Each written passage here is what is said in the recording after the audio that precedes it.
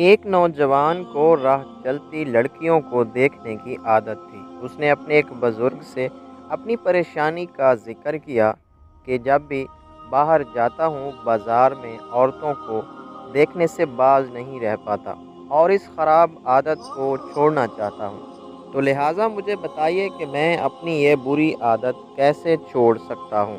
بزرگ نے اسے ایک دودھ سے لبالب بھرا گلاس دیا، کہا کہ وہ بازار تک ہو کر آئے اور اپنے شاگرد کو اس کے ساتھ بھیج دیا اور کہا جب بھی گلاس سے دودھ کا ایک قطرہ بھی چھلکے تو اس کو سرے عام مارنا۔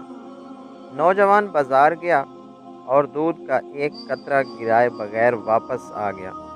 بزرگ نے نوجوان سے پوچھا کہ تم نے بازار میں کتنی عورتوں کو دیکھا؟ نوجوان نے جواب دیا کہ میں نے کسی کو نہیں دیکھا، میری ساری توجہ دودھ کے گلاس کی جانب مرکوز تھی اور میں ڈر رہا تھا کہ دودھ کا قطرہ گرا تو سب کے سامنے میری پٹائی ہو جائے گی۔ بزرگ نے کہا کہ یہی حال ایک سچے مومن یا مسلمان کا ہے۔ ایک سچا مسلمان اللہ سے ڈرتا ہے اور قیامت کے دن سب کے سامنے شرمندہ ہونے سے ڈرتا ہے، اور ایمان والے لوگ کوئی گناہ نہیں کرتے اور ہر گناہ سے ڈرتے رہتے ہیں، کیونکہ ان کی توجہ آخرت میں ہر عمل کا جواب دینے کی ہوتی ہے۔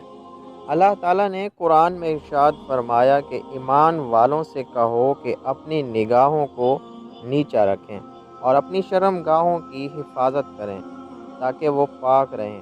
بے شک اللہ ہر چیز سے باخبر، اور جو یہ کرتے ہیں اللہ ہم سب کو حرام چیزوں کی جانب دیکھنے سے بچائے۔ آمین ثم آمین۔